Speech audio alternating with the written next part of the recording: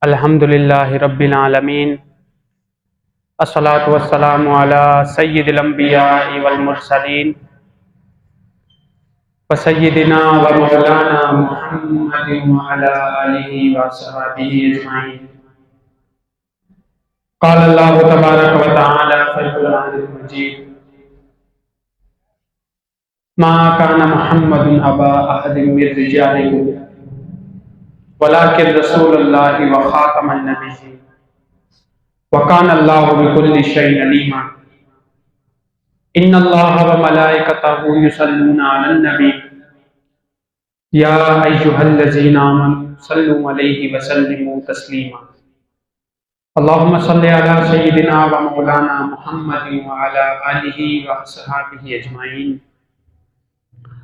مختصر حمد و صلوات کے بعد سامعین محترم، عزیز و قریب دوستوں، بزرگوں، السلام علیکم ورحمۃ اللہ وبرکاتہ۔ اللہ تعالیٰ اپنی لاریب اور معتبر کتاب قرآن مجید فرقان حمید میں روز روشن کی طرح صاف الفاظ میں، کھرے الفاظ میں فرماتا ہے: ما کان محمد ابا احد من رجالکم، محمد صلی اللہ علیہ وآلہ وسلم تم مردوں میں سے کسی کے باپ نہیں، ولیکن رسول اللہ و خاتم النبیین، وہ اللہ تعالیٰ کے رسول ہیں اور سب سے آخری نبی ہیں۔ وکان اللہ بکل شیء علیما، اور اللہ تعالیٰ ہر چیز کو جاننے والا ہے۔ سوشل میڈیا کا دور ہے، ہر شخص کے پاس موبائل فون ہے، ہر شخص جو ہے وہ سوشل میڈیا سے وابستہ ہے۔ آپ نے سنا کہ 295 آرٹیکل 295 جس کی روح سے قادیانیوں کو کافر قرار دیا گیا۔ 7 ستمبر یوم تحفظ پاکستان، یوم تحفظ ختم نبوت، 7 ستمبر کو قادیانیت کو کافر قرار دیا، اور یہ بات پاکستان کے قانون میں لکھی ہوئی ہے۔ تو آپ نے دیکھا کہ 295 جس کی روح سے قادیانیت کو کافر قرار دیا گیا ہے، اس میں جسٹس فائز عیسیٰ صاحب تبدیلی کرنا چاہ رہے ہیں اور فرما رہے ہیں، کہہ رہے ہیں کہ قادیانیت کو کھلی چھوٹ دی جائے۔ یاد رکھیں کہ قادیانیت کو کھلی چھوٹ اگر دی جائے گی تو امت مسلمہ کا ہر شخص جو ہے وہ اپنی جان ہتھیلی پر رکھ کر باہر نکلے گا۔ کیوں؟ اس لیے کہ کھڑے الفاظ میں اللہ تعالیٰ نے ارشاد فرما دیا: ما کان محمد ابا احد من رجالکم، محمد تم میں سے کسی کے باپ نہیں، ولکن رسول اللہ و خاتم النبیین، وہ اللہ تعالیٰ کے رسول ہے اور سب سے آخری نبی ہے۔ یہ ختم نبوت کا مسئلہ یہ کسی ایک فرد یا ایک جماعت کا مسئلہ نہیں، یہ ختم نبوت کا مسئلہ ہر اس شخص کا مسئلہ ہے جس کے دل میں ایمان کا نور ہے، اور صاف اور اٹل، جس کے اندر کوئی شک و شبہ کی گنجائش نہیں ہے، جس کے اندر بے غبار یہ بات ہے کہ آقا علیہ الصلوۃ والسلام نے ارشاد فرمایا: بعثت انا والساعۃ کہاتین، میں اور قیامت ان 2 انگلیوں کی طرح بھیجے گئے۔ ایسے آقا علیہ السلام نے ارشاد فرمایا، 2 انگلیوں کو اٹھا کر فرمایا: بعثت وانا کہاتین، میں اور قیامت ان 2 انگلیوں کی طرح ہیں، یعنی میرے بعد بیچ میں کوئی نبی نہیں، میرے بعد ڈائریکٹلی قیامت ہے، میرے بعد ڈائریکٹلی قیامت ہے۔ اگلی حدیث پاک میں آقا علیہ الصلوۃ والسلام نے نشاندہی کی، مخبر صادق، غیب کی خبریں بتانے والے نبی، فرمایا: سیکون فی امتی دجالون کذابون، میری امت میں دجال کذاب ہوں گے، کلہم یزعم انہ نبی اللہ وانا خاتم النبیین لا نبی بعدی، فرمایا میری امت میں دجال کذاب ہوں گے، کلہم یزعم انہ نبی اللہ، ان میں سے ہر بندہ یہ دعویٰ کرے گا کہ وہ اللہ تعالیٰ کا نبی ہے، ہر بندہ یہ گمان کرے گا کہ وہ اللہ تعالیٰ کا نبی ہے۔ کان کھول کر سنو، انا خاتم النبیین، میں آخری نبی ہوں، لا نبی بعدی، میرے بعد کوئی نبی نہیں آئے گا۔ حدیثیں گنتے چلیں، کتنی حدیثیں ہو گئی؟ 2 ہو گئی۔ پہلی میں فرمایا: بعثت انا والساعۃ کہاتین، میں اور قیامت ان 2 انگلیوں کی طرح بھیجے گئے۔ اگلی حدیث پاک میں ارشاد فرمایا: میرے بعد دجال کذاب ہوں گے، ان میں سے ہر بندہ یہ دعویٰ کرے گا میں اللہ تعالیٰ کا نبی ہوں، لیکن یاد رکھو انا خاتم النبیین لا نبی بعدی، میرے بعد کوئی نبی نہیں۔ 2 حدیثیں ہو گئی۔ تیسری حدیث: انا قائد المرسلین ولا فخرا، وانا خاتم النبیین ولا فخرا، وانا شافع المشفع ولا فخرا، میں تمام مرسلین، تمام رسولوں کا قائد ہوں، رہنمائی کرنے والا ہوں، اور انا خاتم النبیین ولا فخرا، میں تمام نبیوں سے آخر نبی ہوں، اس پر مجھے کوئی فخر نہیں، وانا شافع مشفع ولا فخرا، میں ایسی سفارش کروں گا کہ میری سفارش قبول کی جائے گی، اس بات پر کوئی فخر نہیں۔ 3 حدیث ہو گئی۔ چوتھی حدیث پاک میں آقا علیہ الصلوۃ والسلام نے ارشاد فرمایا مجھ سے اور میرے پہلے انبیاء علیہ السلام کی مثال ایک محل کی طرح ہے۔ یہ غور فرماتے چلیں، یہ ہمارے جذبات اندر سے بول رہے ہیں۔ ختم نبوت کا آج تک میں نے اتنی جذباتی تقریر نہیں کی، صرف اس لیے کہ ختم نبوت پر اگر کوئی ڈاکہ ڈالے گا تو قطعاً برداشت نہیں کیا جائے گا۔ ختم نبوت پر اگر کوئی حرف آئے گا ہم اپنا سر کٹوانے کے لیے تیار ہیں، لیکن ختم نبوت کے اوپر کسی نے ڈاکہ ڈالا یہ بالکل برداشت نہیں۔ چوتھی حدیث آقا علیہ السلام نے ارشاد فرمایا مجھ سے اور میرے پہلے انبیاء علیہ السلام کی مثال ایک محل کی طرح ہے۔ محل کی طرح ہے، اللہ تعالیٰ نے تمام محل کو خوبصورت بنایا لیکن ایک کونے میں ایک اینٹ کی جگہ خالی چھوڑ دی۔ مجھ سے اور میرے پہلے انبیاء کی مثال ایک محل کی طرح ہے، پورے محل کو احسنہ و اجملہ، اس کو خوبصورت بنایا گیا، حسین و جمیل بنایا گیا، لیکن اس کے کونے میں ایک اینٹ کی جگہ خالی چھوڑ دی گئی۔ ایک اینٹ کی جگہ کو خالی چھوڑ دیا گیا، فل نہیں کیا گیا۔ آقا علیہ السلام نے ارشاد فرمایا لوگ آتے ہیں عشش کر اٹھتے ہیں، دیکھتے ہیں اس کے حیرت پر، اس کے حسن و جمال پر ان کی آنکھیں باہر آ جاتی ہیں، اتنا حسین و جمال محل ہے، اس کونے میں اینٹ کی جگہ خالی چھوڑ دی گئی ہے۔ آقا علیہ السلام نے ارشاد فرمایا یاد رکھو وہ قصر نبوت، وہ آخری اینٹ میں ہوں، میرے بعد کوئی نبی نہیں۔ چوتھی حدیث آقا علیہ السلام نے ارشاد فرمایا۔ پانچویں حدیث آقا علیہ السلام نے حضرت علی المرتضیٰ رضی اللہ تعالیٰ عنہ کو کیا ارشاد فرمایا؟ فرمایا اما ترضیٰ ان تکون بمنزلتی ہارون من موسیٰ، اے علی مرتضیٰ کیا تو اس بات پر راضی نہیں کہ تجھے میرے ساتھ وہی نسبت حاصل ہو جو ہارون علیہ السلام کو موسیٰ علیہ السلام سے نسبت حاصل تھی؟ جو ہارون علیہ السلام کو موسیٰ علیہ السلام سے واسطہ تھا وہی واسطہ تجھے میرے ساتھ ہو۔ الا لا نبی بعدی، مگر یہ کہ میرے بعد کوئی نبی نہیں۔ موسیٰ علیہ السلام کے بعد موسیٰ علیہ السلام کی موجودگی میں ہارون علیہ السلام نبی تھے، لیکن علی المرتضیٰ تیرا مجھ سے وہی واسطہ ہے، وہی نسبت ہے جو ہارون علیہ السلام کو موسیٰ علیہ السلام سے تھی، لیکن اس نسبت کا فرق یہ ہے کہ موسیٰ علیہ السلام کے بھائی ہارون علیہ السلام نبی تھے اور تو میرے بعد نبی نہیں۔ اتنی برگزیدہ ہستی علی المرتضیٰ رضی اللہ تعالیٰ عنہ جب نبی نہیں آقا علیہ السلام کے بعد، تو کوئی تیسرا دجال بھی کھڑا ہو کر نبوت کا دعویٰ کر دے تو اس کو رد کر دیا جائے گا، وہ نبی نہیں۔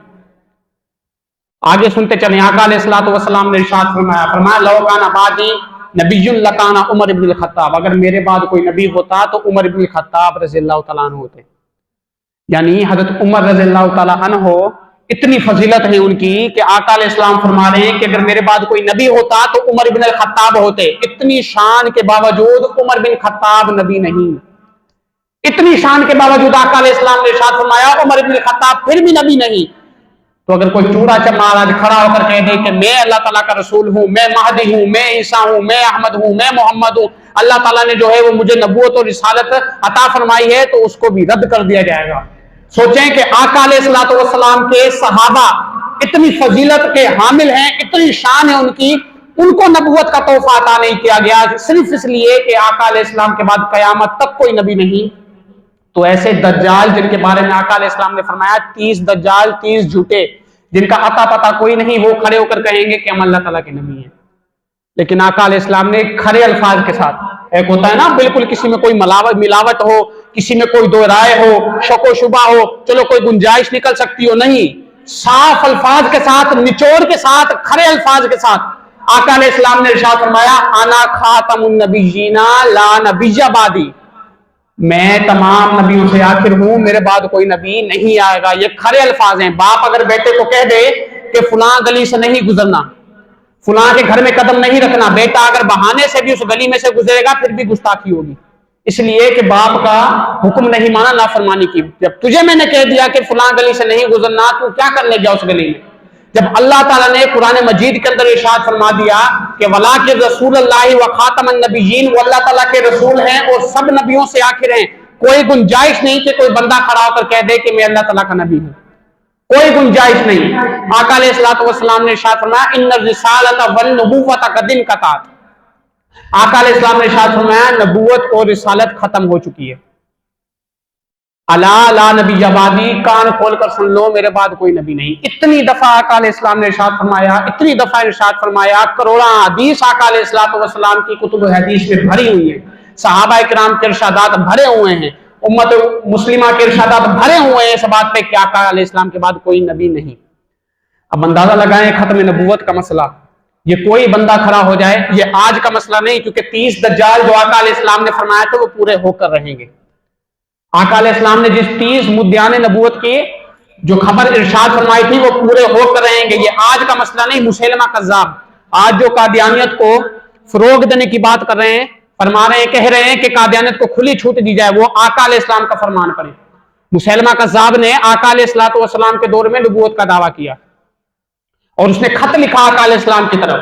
اس نے کہا الا مسیلمہ رسول اللہ الا محمد ابن عبداللہ رسول اللہ۔ اس نے کہا مسیلمہ نعوذ باللہ اللہ تعالیٰ کے رسول مسیلمہ کی طرف سے محمد اللہ تعالیٰ کے رسول کی طرف، یعنی وہ اللہ تعالیٰ کو، آقا علیہ السلام کو اللہ تعالیٰ کا رسول مانتا تھا۔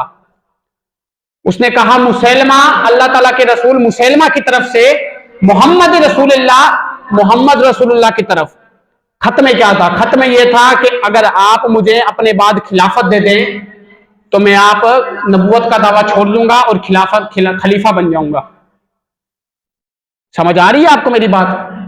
مسیلمہ کذاب نے، جھوٹے نے خط لکھا آقا علیہ السلام کو، صرف اتنی بات کہ آپ مجھے خلافت دے دیں اپنے بعد تو میں نبوت کا دعویٰ چھوڑ دوں گا۔ یہ ان لوگوں کے لیے جو فروغ دے رہے ہیں۔ آقا علیہ السلام کے ہاتھ میں اس وقت تر مسواک تھی، جس کو گیلی مسواک کہتے ہیں، مسواک کر رہے تھے، تر مسواک تھی، صحابہ کرام موجود ہیں۔ آقا علیہ السلام نے ارشاد فرمایا یہ مسیلمہ کذاب کا خط ہے۔ اس نے لکھا ہے کہ اگر آپ میرے بعد خلافت دے دیں تو میں اپنے دعویٰ نبوت کو ترک کر دوں گا۔ آقا علیہ السلام نے ارشاد فرمایا خلافت تو بڑی دور کی بات ہے، اگر یہ مجھ سے مسواک بھی مانگے میں اس کو نہیں دوں گا۔ خلافت تو بہت دور کی بات ہے، بہت پرے کی بات ہے، بہت بڑا معاملہ ہے اور بہت بڑی چیز ہے خلافت۔ اگر یہ مجھ سے تر مسواک بھی مانگے میں اس کو نہیں دوں گا۔ اندازہ لگائیں کہ قادیانیت اور جو بندہ بھی ختم نبوت پر ڈاکہ ڈالتا ہے اس کی اوقات یہ ہے کہ اس کو مسواک بھی نہ دی جائے۔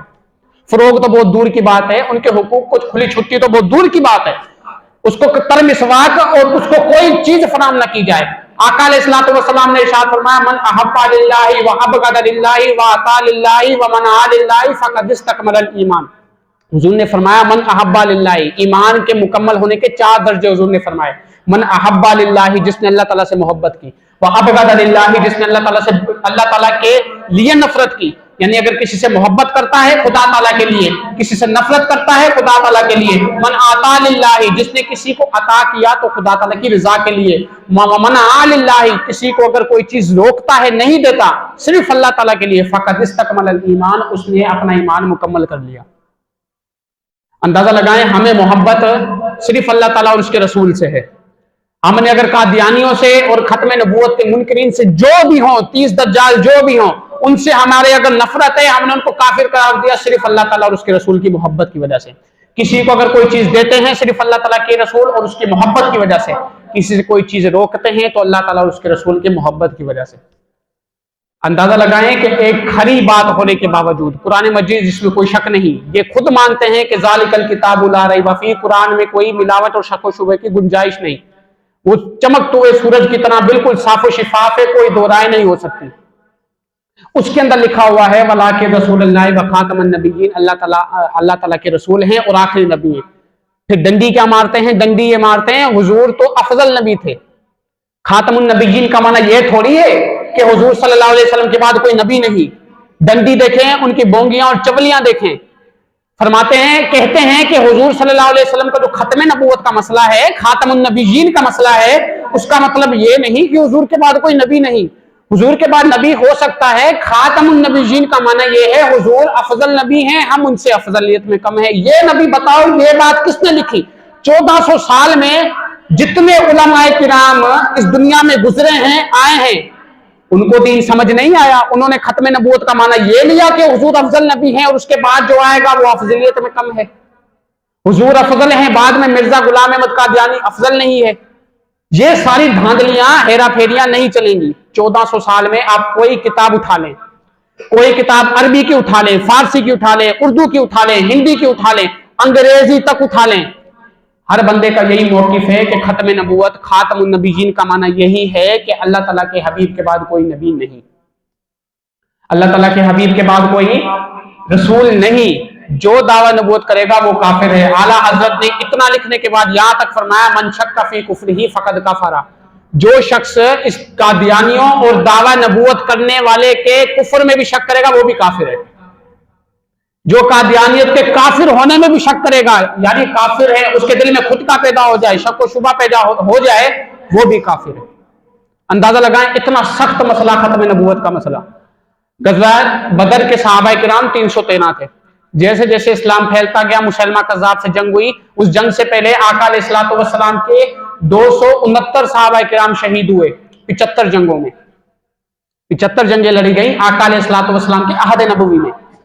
उस 75 जंगों में 269 सहाबा किराम शहीद हुए, 269 सहाबा किराम उनमें शहीद हुए।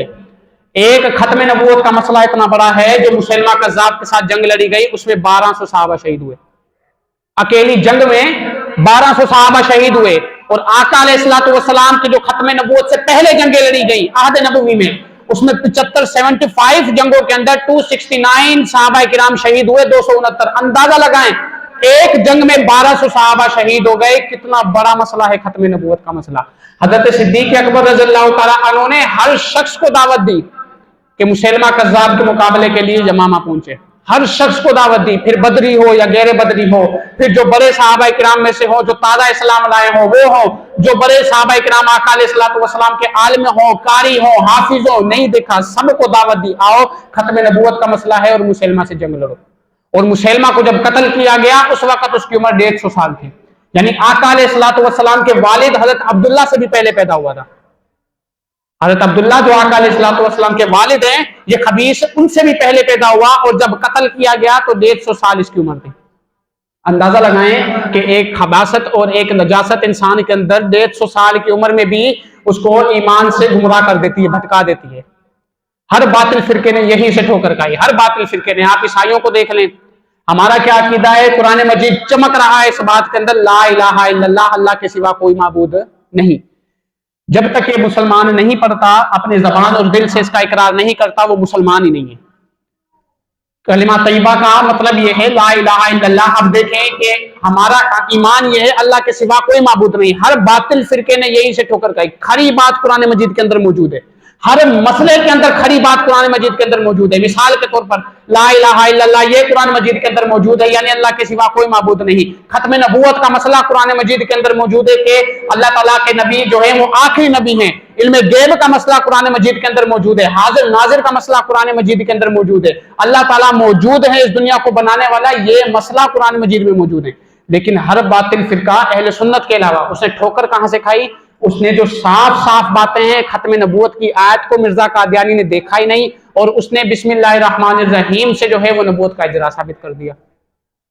पादरी फांडरी ईसाइयों का बड़ा पादरी था, इसने जो है ला इलाहा इल्लल्लाह को देखा नहीं। कुरान तो सारे पढ़ते हैं, इसने कहा हमारा भी ईमान है कुरान मजीद पर, ला इलाहा इल्लल्लाह बिल्कुल अल्लाह ताला के सिवा कोई माबूद नहीं। इसको ये आयत करीमा नजर ही नहीं आई, अंधा हो गया इस आयत करीमा को पढ़ने वक्त, इसको ये आयत नजर नहीं आई, और उसने बिस्मिल्लाहिर्रहमानिर्रहीम से 3 खुदा साबित कर दिए। उसने कहा एक अल्लाह, एक रहमान, एक रहीम। उस बेवकूफ से बंदा पूछे, रहमान और रहीम अल्लाह ताला की ही सिफत है, अल्लाह ताला के ही नाम है, अल्लाह ताला के ही दूसरे अस्माए गिरामी है रहमान और रहीम। हर बातिल फिरके ने यही से मोचड़ा खाया है। साफ साफ निखार कर आते हैं अल्लाह ताला ने कुरान मजीद में रखी, निखार कर, जिसके अंदर कोई दूसरी राय है नहीं, दूसरा रास्ता जाता ही नहीं है। एक सीधा रास्ता सिरात मुस्तकीम की तरफ जा रहा है। उस रास्ते को छोड़कर अगर बंदा 2 आयतों को मिलाकर हेरा फेरी और धांधली करे तो बताएं फिर ये बर्दाश्त की जाएगी? अब मिर्जा कादियानी कहता है कि खत्म नबूवत बिल्कुल ठीक है, लेकिन इससे अफजलियत मुराद है। फिर भाई आप जो कहते हैं कि हम अल्लाह ताला के नबी हैं, कभी ये बंदा कहता है मैं ईसा हूं, कभी ये बंदा कहता है मैं महदी हूं, कभी ये कहता है मैं अहमद हूं, कभी ये कहता है मैं मूसा हूं, कभी ये कहता है मैं नूह हूं, कभी मैं यूनुस हूं, कभी याकूब हूं, कभी मोहम्मद हूं। अंदाजा लगाएं, एक चीज का तो दावा ही नहीं है। हमारे नबी करीम सल्लल्लाहु अलैहि वसल्लम ने निखार कर बयान किया। अगर कोई दूसरी 2 राय होती, अगर कोई गुबार होता, कोई धुआं होता, कोई दूसरा रास्ता होता, फिर भी कोई गुंजाइश थी। लेकिन आका अलैहिस्सलातु वस्सलाम ने निखार कर बयान किया है। इसके अंदर कोई धांधली, कोई हेराफेरी नहीं चलेगी, इसके अंदर कोई दूसरी राय नहीं चलेगी। खत्म नबूवत का मसला ही इतना बड़ा मसला है। आप देखें कि कुरान मजीद फुरकान हमीद ने जिस जिस मौजू पर कलम उठाया, कुरान मजीद फुरकान हमीद ने जिस जिस मौजू पर बयान किया, इन बातिल फिरकों ने 2 आयतों को जोड़ा। 2 आयतों को जोड़ने के बाद जो है वो उससे नबूवत साबित कर दी। अब मिर्जा कहता है कि आका अलैहिस्सलातु वस्सलाम के बाद नबी आ सकते हैं। हाँ भाई कैसे आ सकते हैं? ईसा अलैहिस्सलाम भी तो आका अलैहिस्सलाम के बाद आएंगे ना। ईसा अलैहिस्सलाम भी आका अलैहिस्सलाम के बाद आएंगे। तुम कहते हो आका अलैहिस्सलाम के बाद कोई नबी नहीं, ईसा अलैहिस्सलाम भी क़यामत वाले दिन क़यामत के करीब आए हैं। तो मसला क्या है भाई? ईसा अलैहिस्सलाम को नबूवत पहले मिल चुकी। हमारा मसला यह है कि आका अलैहिस्सलाम के बाद नबूवत किसी को मिलनी नहीं है। ईसा अलैहिस्सलाम की नबूवत में कोई शक नहीं। ईसा अलैहिस्सलाम नबी होकर पहले गुजर चुके हैं। जब क़यामत वाले दिन आएंगे तो हुजूर का उम्मती बनकर आएंगे। जब क़यामत वाले दिन आएंगे तो अपनी शरीयत इंजील से तबलीग नहीं करेंगे। जब क़यामत वाले दिन आएंगे तो खुतबा भी देंगे, कुरान मजीद से पढ़ कर देंगे। जब क़यामत वाले दिन आएंगे तो इंजील से खिताब नहीं करेंगे। क़यामत वाले दिन आएंगे तो कुरान मजीद को सामने रखेंगे। यह भी अंदाजा लगाया जाए कि जो नबी आका अलैहिस्सलाम से पहले आया वो सब मुसल्लम, सबको हम तस्लीम करते हैं। लेकिन एक बात जो आका अलैहिस्सलाम ने फरमाई है कि अल्लाह ताला ने नबूवत का महल बनाया, मुकम्मल महल बनाया। अहसनहु वाजमलहु। हमारे काल में दीन गुजरे अल्लामा सैयद अहमद सैयद काज़मी मुल्तान शरीफ वाले, वो फरमाते हैं मैं तालिब इल्म हुआ करता था, मेरा कादियानियों से मुनाजरा हुआ। मैंने उनसे एक सवाल पूछा। मैंने कहा बुखारी शरीफ की हदीस है, हदीस तुम भी मानते हो, हम भी मानते हैं। हदीस ये है कि आका अलैहिस्सलाम ने इरशाद फरमाया मुझसे पहले और मेरी मिसाल अंबिया अलैहिस्सलाम की एक महल की तरह है। गौर से सुनने वाली बात है, एक महल की तरह है। पूरे महल को अल्लाह ताला ने खूबसूरत बनाया, उसके कोने में एक ईंट की जगह खाली छोड़ दी। अंदाजा लगाएं, कोई मस्जिद अगर खूबसूरत बना दी जाए, उसके एक तरफ की खिड़की को खाली छोड़ दिया जाए या एक दीवार को छोड़ दिया जाए, एक ईंट की जगह ना लगाई जाए, तो जो बंदा उस मस्जिद को देखने आएगा वो सवाल करेगा कि यार इस ईंट को भी मुकम्मल किया जाए। बिल्कुल यही मसला इस हदीस में भी है। आका अलैहिस्सलाम ने इरशाद फरमाया मुझसे पहले अंबिया की मिसाल एक महल की तरह है। अल्लाह ताला ने उसको बड़ा खूबसूरत बनाया, एक कोने में एक ईंट की जगह खाली छोड़ दी।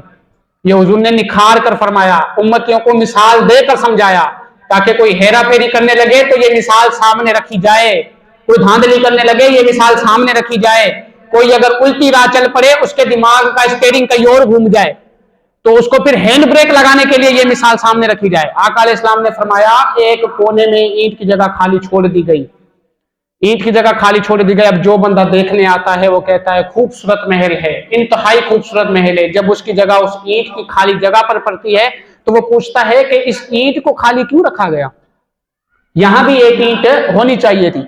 आका अलैहिस्सलाम के आखिरी अल्फाज सुनिए। आका अलैहिस्सलाम ने इरशाद फरमाया वो आखिरी ईंट मैं हूं, मेरे बाद कोई नबी नहीं। अल्लामा सैयद अहमद सैयद काज़मी शाह साहब ये हदीस पाक पढ़कर कादियानियत को फरमाते हैं कि अब बताओ कि हुजूर ने फरमाया मैं आखिरी नबी हूं, कोई ईंट की जगह खाली नहीं, तुम मिर्जा गुलाम अहमद कादियानी को कहां घुसाओगे?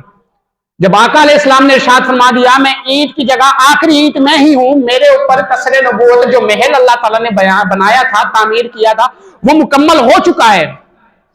उसके अंदर आखिरी ईंट की जगह खाली थी, वो मैं हूं, वो लगा दी गई, कसरे नबूवत मुकम्मल हो चुका है, तुम मिर्जा कादियानी को कहां घुसाओगे? अब उसके जो चेले थे, जो मुरीद थे, उनकी बकवासें सुने। वो कहते हैं कि देखें अगरचे अल्लाह ताला ने महल जो है नबूवत का मुकम्मल कर दिया है, लेकिन उस महल को प्लस्तर की जरूरत भी होती है, उस महल को प्लस्तर की जरूरत भी होती है। देखे धांधली। फिर हदीस पाक के अल्फाज अल्लामा साहब ने फरमाया हदीस पाक ये है अहसनहु, उसको खूबसूरत बनाया है, उसको खूबसूरत बनाया है। जब तक रंग और प्लस्तर ना हो वो महल खूबसूरत हो ही नहीं सकता। हदीस पाक में अल्लाह ताला ने इरशाद फरमाया अहसनहु, उसको खूबसूरत बनाया गया है। यानी मालूम हुआ कि प्लस्तर की भी कोई गुंजाइश नहीं है। हम मिर्जा साहब का जो तुमने कहा ना प्लस्तर कर देंगे, इसकी भी कोई गुंजाइश नहीं है। अल्लाह ताला ने उसको खूबसूरत बनाया है, हसीनो जमील बनाया है। अकमलहु, उसको मुकम्मल बनाया है। ये हदीस पाक के अल्फाज हैं। उसको खूबसूरत भी बनाया है, उसको मुकम्मल भी बनाया है। मुकम्मल का मतलब ये होता है कि कोई जगह, कोई मस्जिद में अब मजीद कोई काम नहीं हो सकता। मिंबरों में हिराब का काम पूरा हो चुका है, दरियों दरवाजों का काम पूरा हो चुका है, वजू खाने, गुस्ल खाने, छत का काम पूरा हो चुका है। अब मजीद कोई काम नहीं होगा। इसको कहते हैं मस्जिद मुकम्मल हो गई, घर मुकम्मल हो गया। अल्लाह ताला हदीस में फरमा रहा है अकमलहु, उसको हमने मुकम्मल कर दिया, तुम कहां घुसाओगे? तुमने मिर्जा साहब को कहां घुसाना है जब अल्लाह ताला ने महल ही मुकम्मल कर दिया, उसको खूबसूरत बना दिया। ना रंग की गुंजाइश है, ना रोगन की गुंजाइश है, ना चूने की गुंजाइश है, ना प्लस्तर की गुंजाइश है। बताओ कहां घुसाओगे? सोचने की बात है। मिर्जा साहब के मुरीदों के पास खुद खत्म नबूवत का मसला है ही नहीं, खुद इनके पास कोई सवाल है नहीं। अंदाजा लगाएं इनसे जो है वो दूर हटें, قادیانیت سے کنارہ کشی کریں. یہ اتنا بڑا مسئلہ ہے کہ 30 دجال جب اس دنیا میں انہوں نے ختم نبوت کا دعویٰ کیا, جب انہوں نے ختم نبوت پر ڈاکہ ڈالا, کوئی نہ کوئی مرد مجاہد ضرور کھڑا ہوا. حضرت مجدد الفسانی کے دور میں جب اکبر بادشاہ نے نبوت پر ڈاکہ ڈالا, پیر مہر علی شاہ صاحب کے دور میں جب مرزا قادیانی نے نبوت پر ڈاکہ ڈالا, پیر مہر علی شاہ صاحب خود لاہور تشریف لائے اور مرزا صاحب کا مقابلہ کیا. خود لاہور تشریف لائے ایک سید زادے. ہمارا نبی تو وہ تھا, مرزا صاحب کے سے کہا گیا کہ آقا علیہ الصلوۃ والسلام آپ تو محمد کا دعویٰ کرتے ہیں کہ میں محمد ہوں. آقا علیہ الصلوۃ والسلام نے ایک کڑوے کنویں میں اپنا لعاب دہن ڈالا تو وہ میٹھا ہو گیا. مرزا صاحب سے کہا گیا مریدوں نے, آپ کہتے ہیں کہ محمد ہوں, آقا علیہ السلام کے بعد نبی ہوں, مسلمانوں کے نبی کی تو یہ شان ہے کڑوے کنویں میں اپنا لعاب دہن ڈالتے ہیں میٹھا ہو جاتا ہے. یہ کڑوا کنواں ہے لاہور کا, سب سے پہلے صدیوں سے کڑوا ہے, اس میں لعاب دہن ڈالیں دیکھتے ہیں میٹھا ہوتا ہے یا نہیں. مرزا نے اب کہا کہ چلو ٹھیک ہے, اس میں مرزا صاحب, یہ تاریخی بات ان کی کتابوں میں موجود ہے, مرزا نے اس میں لعاب دہن ڈالا, میٹھا ہونا تو دور کی بات ہے, وہ زہریلا بن گیا. ہمارا نبی تو وہ ہے کہ آقا علیہ الصلوۃ والسلام جب منبر پر خطبہ دیا کرتے تھے, ایک صحابی کھڑے ہوتے ہیں, فرماتے ہیں حضور قحط سالی ہو گئی ہے, بندے مر رہے ہیں, بارش کا قطرہ نہیں ہے, دعا فرمائے. حضور نے ایسے ہاتھ اٹھائے, ہاتھ نیچے بھی نہیں ہوئے تھے, بارش آ گئی. ہمارا نبی تو وہ ہے خدا کی قسم. پھر اگلا ہفتہ آیا, جمعے کا دن منبر پر کھڑے ہو کر ہمارے نبی کو وہی صحابی کھڑے ہوئے, حضور سیلاب آ چکا ہے, قحط ختم ہو چکا ہے, پانی ہی پانی ہے, مسجد تک آنے کے لیے راستے نہیں ملتے, حضور دعا فرمائیں گے بارش کہیں اور چلی جائے. حضور نے اسی وقت ہاتھ اٹھائے, ہاتھ نیچے نہیں ہوئے تھے, بادل گم ہو گئے. ہمارا نبی تو وہ ہے. ہمارا نبی کی تو فضیلت اتنی ہے کہ جنگ کسوف کے موقع پر, نماز کسوف کے موقع پر چاند کی سورج گرہن لگا, نماز کسوف کے موقع پر سورج گرہن لگا, آقا علیہ الصلوۃ والسلام نے سورج گرہن کی نماز پڑھی, ایسے ہاتھ اٹھائے تو وہ ہاتھ آقا علیہ الصلوۃ والسلام جب پیچھے ہٹنے لگے, صحابہ نے فرمایا حضور آج کیا مسئلہ تھا, ہم نے آپ کو دیکھا کہ آپ جو ہاتھ اٹھا کر پیچھے ہٹ رہے ہیں. حضور نے فرمایا میں نے نماز کسوف پڑھی, میں نے جنت کو دیکھا, کھڑے کہاں ہیں زمین پر, میں نے جنت کو دیکھا. شان اتنی ہے ہمارے نبی کی, کوئی آج کانا ہو کر ہمارے نبی کی ختم نبوت پر ڈاکہ ڈالے برداشت نہیں کریں گے. میرے جیسا کوئی طالب علم برداشت نہیں کرتا, کوئی چھوٹا بچہ برداشت نہیں کرتا, جس کے دل میں ایمان کا نور ہے. علماء کیسے برداشت کریں؟ آج یہ پورے پاکستان میں فتنہ پھیل رہا ہے. آج آپ دیکھیں ہر کسی کا اسٹیٹس یہ ہے کہ قادیانیت کو کھلا فروغ نہ دیا جائے, ورنہ جو ہے وہ بہت بڑی جنگ چھڑ سکتی ہے, تیسری جنگ عظیم پاکستان میں نہ ہو جائے, اللہ خیر کرے. تو آقا علیہ السلام نے فرمایا کہ میں نے جنت دیکھی, وہاں ہاتھ بڑھایا, میرا ہاتھ انگوروں تک پہنچا, جنت کے انگوروں تک پہنچا. کھڑے کہاں ہے؟ زمین کے اوپر, نماز کسوف ادا کی ہے, ہاتھ بڑھایا, جنت کے انگوروں تک پہنچا. اگر میں جنت کے انگوروں کو توڑ لیتا تم قیامت تک کھاتے رہتے. ہمارے نبی کی شان یہ ہے. آج ادھر پاکستان میں ایک لائٹ والے ٹرک کو نہیں چلنے دیا جاتا, بائی پاس پر چلا کر دکھائیں. اگر ایک لائٹ والے ٹرک کو بھی سائڈ میں لگایا جاتا ہے, چلان لگایا جاتا ہے, ایک لائٹ والے, ایک بتی والے, ایک ہیڈ لائٹ والے ٹرک کو نہیں چلنے دیا جاتا, تو ایک آنکھ والے کی نبوت بھی نہیں چلے گی. یہ بات کھرا مسئلہ ہے, یہ بالکل کھرا مسئلہ ہے. پیر مہر علی شاہ صاحب نے جب مرزا کا مقابلہ کیا اور مرزا میدان میں نہیں آیا, پیر صاحب نے یہ پیشن گوئی کی تھی. سچے آل سید تھے نا, آقا علیہ السلام کی اولاد میں سے تھے, خون تھا آقا علیہ السلام کا. انہوں نے پیشن گوئی کی تھی کہ مرزا جو ہے فلاں تاریخ کو فلاں رات کو مر جائے گا اور عبرتناک موت ہوگی, عبرتناک موت ہوگی. اور اندازہ لگائیں, تاریخ کی کتابیں بھری پڑی ہیں, 1947 سے پہلے کی جو کتابیں ہیں بھری پڑی ہیں کہ مرزا کی موت ہی غسل خانے میں ہوئی. اور یہ نبی ہو سکتا ہے, اس کے آپ کارنامے پڑھیں, 2-3 کارنامے میں آپ کے سامنے رکھتا ہوں. یہ ایسا شخص تھا, بٹن اس کی قمیض کا کبھی نیچے والا اوپر لگاتا تھا, اوپر والا نیچے لگاتا تھا. یہ ایسا شخص تھا. ایسا شخص بھی کبھی نبی ہو سکتا ہے جس کو اتنا ہی نہ پتا ہو کہ قمیض پہننی کیسے ہے. یہ ایسا شخص تھا جب نماز پڑھ کے نکلتا تھا تو الٹے پاؤں والی چپل سیدھے میں پہنتا تھا, سیدھے والی الٹے میں پہنتا تھا. اب ایسا شخص بھی خبیث جب نبوت کا دعویٰ کرے تو نہیں چلے گا. ہمارے نبی صلی اللہ علیہ وآلہ وسلم کے فضائل و کمالات تو بے شمار ہیں, بیان کیے جائے ختم نہیں ہوں گے. ہمارے نبی کے فضائل و کمالات اتنے بے شمار ہیں کہ میں بیان کرتا جاؤں, آپ سنتے جائیں. ربیع الاول کا مہینہ علماء بیان کرتے ہیں, ختم نہیں ہوتے. ان میں سے ایک فضیلت ختم نبوت ہے. آقا علیہ الصلوۃ والسلام نے ارشاد فرمایا, مجھے اللہ تعالیٰ نے کچھ فضائل کی بنا پر ممتاز فرمایا ہے, مجھے جامع کلمات عطا کیے گئے. یعنی 3 لفظ 4 لفظ میں پورا مسئلہ آقا علیہ السلام سمجھا دیا کرتے تھے. آقا علیہ السلام نے ارشاد فرمایا, میرے لیے مال غنیمت حلال کیا گیا, میرے لیے تمام مساجد کو جو ہے تمام زمین کو سجدہ گاہ بنایا گیا، میرے لیے جو ہے وہ غنیمتوں کو حلال کیا گیا، اور مجھ پر جو ہے تمام انبیاء کو ختم کیا گیا، میرے بعد کوئی نبی نہیں۔ صاف صاف الفاظ کے ساتھ، صاف صاف الفاظ کے ساتھ آقا علیہ الصلوۃ والسلام نے ختم نبوت کی تشریح فرمائی۔ قرآن مجید میں الگ، حدیث مبارکہ میں الگ، علماء اہل سنت میں الگ، اجماع کے اندر الگ۔ آج اگر آپ درس نظامی میں کسی بچے کو لگائیں تو اسے جو ہے ایک اجماع پڑھایا جاتا ہے۔ کیا پڑھایا جاتا ہے؟ اجماع۔ مختصر آپ کو سمجھانے کے لیے بیان کر دوں، اجماع کا مطلب یہ ہوتا ہے کہ آقا علیہ السلام کی امت کے جتنے عالم ہیں وہ سارے اگر کسی مسئلے پر اتفاق کر لیں اس کو اجماع کہتے ہیں، سارے اگر کسی مسئلے پر متفق ہو جائیں اسے اجماع کہتے ہیں۔ مثال کے طور پر صدیق اکبر رضی اللہ تعالیٰ عنہ پہلے خلیفہ تھے نا، اب یہ پہلے خلیفہ صدیق اکبر رضی اللہ تعالیٰ عنہ تھے، اس سے جو ہے پوری امت نے مان لیا۔ حضرت صدیق سے چلتے چلتے چلتے چلتے ساری امت نے مان لیا حضرت صدیق پہلے خلیفہ تھے، تو یہ اجماع ہو گیا۔ اب ختم نبوت قرآن مجید کی روشنی سے ثابت ہے، ختم نبوت حدیث مبارکہ کی روشنی سے ثابت ہے۔ جو کتاب اللہ کا انکار کرے وہ بھی کافر ہوتا ہے، یاد رکھیں۔ جو حدیث مبارکہ کا انکار کرے، ایسی حدیث کا جس کو صحابہ کرام نے چلتے چلتے ہر دور میں بیان کیا، یہ ختم نبوت کی حدیثیں ایسی ہیں کہ صحابہ کرام نے ہر کسی کو سنائی، ایسی حدیث مبارکہ کا بھی انکار کرنا کافر ہے۔ اور جو اجماع امت کا بھی انکار کرے، یعنی جس پر آقا علیہ السلام کی امت نے، ان کے علماء نے فیصلہ کر دیا کہ حضور اللہ کے آخری نبی ہیں، اس کا منکر بھی کافر ہوتا ہے۔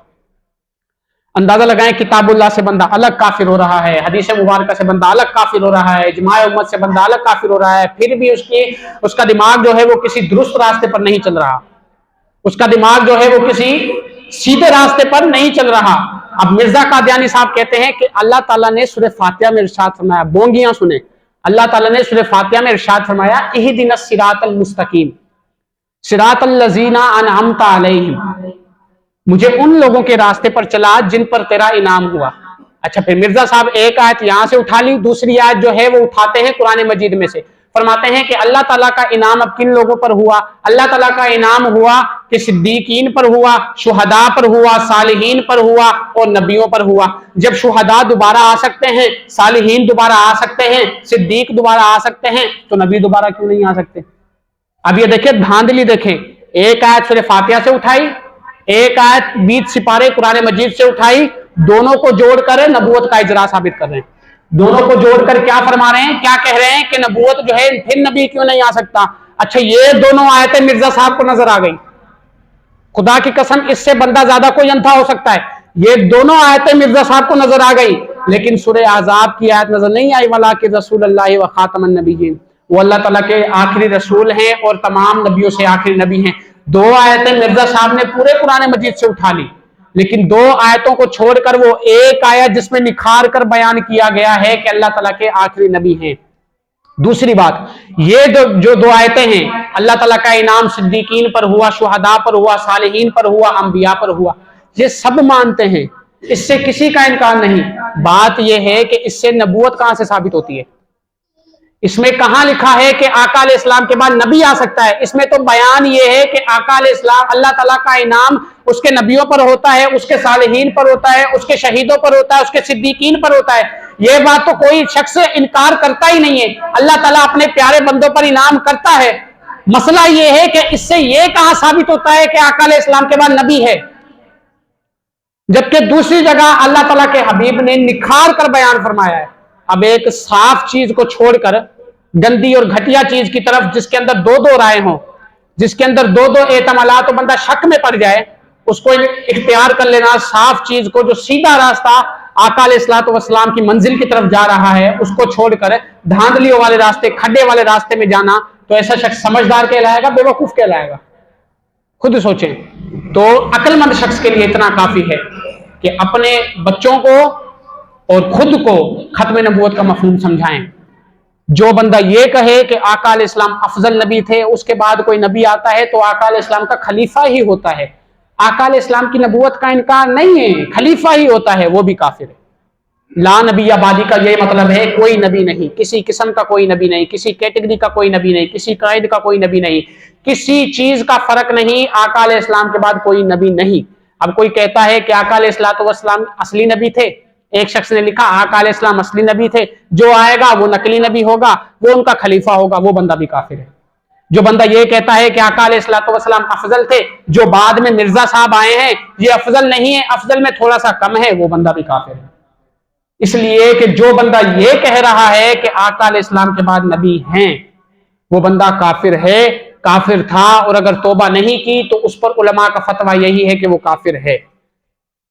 تو اللہ تعالیٰ سے ہمارا حکومت پاکستان سے مطالبہ ہے، جنگ نہ چھیڑیں، یہ علماء کا سنجیدہ مسئلہ ہے، یہ علماء کا بہت ہی سنگین مسئلہ ہے، نرم اور نازک مسئلہ ہے۔ آپ دیکھیں کہ مختلف مکاتب فکر کے لوگ کوئی بھی ہوں، کسی بھی فرقے سے تعلق ہو، ختم نبوت کا مسئلہ آتا ہے، ہر بندہ جو ہے ساتھ کھڑا ہوتا ہے، ہر بندے کی صف جو ہے وہ ایک ہو جاتی ہے۔ کیوں؟ اس لیے کہ یہ ختم نبوت کا مسئلہ صرف ایک مسلمان کا مسئلہ نہیں، ایک فرد کا مسئلہ نہیں، ایک جو ہے قوم کا مسئلہ نہیں، یہ مسئلہ ہر اس شخص کا ہے جس کے دل میں ایمان کا نور ہے، یہ مسئلہ ہر اس بندے کا ہے جس نے کلمہ طیبہ پڑھا ہے اور آقا علیہ السلام کا امتی ہے، یہ مسئلہ ہر اس شخص کا مسئلہ ہے جو صدیق اکبر رضی اللہ تعالیٰ عنہ کے طریقے پر چلا ہے۔ اندازہ لگائیں 1200 صحابہ کرام صدیق اکبر نے ایسے شہید کروا دیے، اس امت میں 700 حفاظ کرام شہید ہوئے، 700 قاری شہید ہوئے، امت کے معتبر قاری شہید ہوئے جو قرآن مجید کی تعلیم دیا کرتے تھے، اس امت میں حضرت سالم جیسے قاری شہید ہوئے جن کے بارے میں آقا علیہ السلام نے ارشاد فرمایا الحمدللہ الذی جعل مثل فی امتی ھذا، اللہ تعالیٰ کا شکر ہے کہ اللہ نے میری امت میں ایسے قاری پیدا کیے۔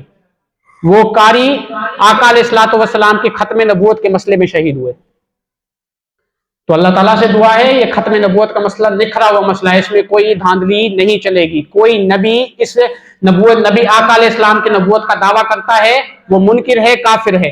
پچھلے جمعے میں نے امام اعظم ابو حنیفہ کی شخصیت پر بیان کیا تھا، چلتے چلتے آخری ان کا قول آپ کو سناتا چلوں گا۔ یہ امام اعظم ابو حنیفہ امت مسلمہ کے امام ہیں، جو ان کے قول کو نہیں مانتا ہمارا اس سے کوئی تعلق نہیں، یہ ایسے امام ہیں امام اعظم ابو حنیفہ۔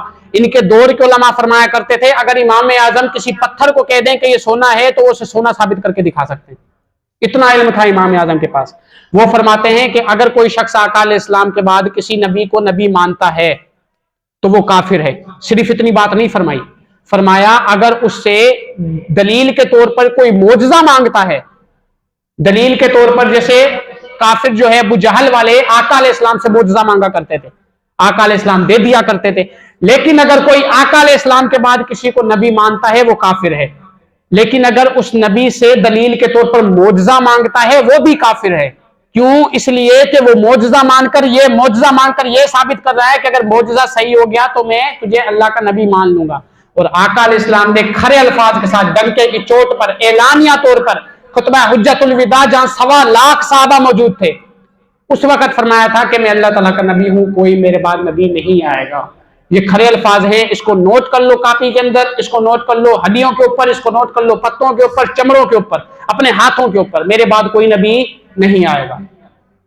اللہ تعالیٰ سے دعا ہے کہ اللہ تعالیٰ حکومت پاکستان کو صحیح راہ دکھائے، دور بینی کا مشاہدہ۔ اتنی چیز تو ہم طلباء کرام بھی سمجھتے ہیں کہ ختم نبوت پر اگر ڈاکہ ڈالا گیا تو یہ تیسری جنگ عظیم یہی ہوگی، اتنی بات تو ہر شخص سمجھتا ہے کہ خون خرابہ اس وطن عزیز میں ہو جائے گا، اتنی شخص تو ہم سمجھتے ہیں، ہر بندہ یہ سمجھتا ہے ختم نبوت کا بہت نازک مسئلہ ہے۔ تو جو اتنے وزیر اعظم بنے بیٹھے ہیں، قاضی بنے بیٹھے ہیں، فیصلہ کر رہے ہیں، ان کو نظر نہیں آتا کہ ختم نبوت کا کتنا نازک مسئلہ ہے۔ ہم مطالبہ کرتے ہیں کہ قادیانیت کو فروغ دینا تو دور کی بات ہے، قادیانیت کو کھلی مسواک بھی نہ دی جائے۔ جو آقا علیہ السلام نے مسیلمہ کو فرمایا کہ میں تجھے تو خلافت کی بات کرتا ہے، میں تجھے یہ مسواک نہ دوں تو خلافت مانگ رہا ہے۔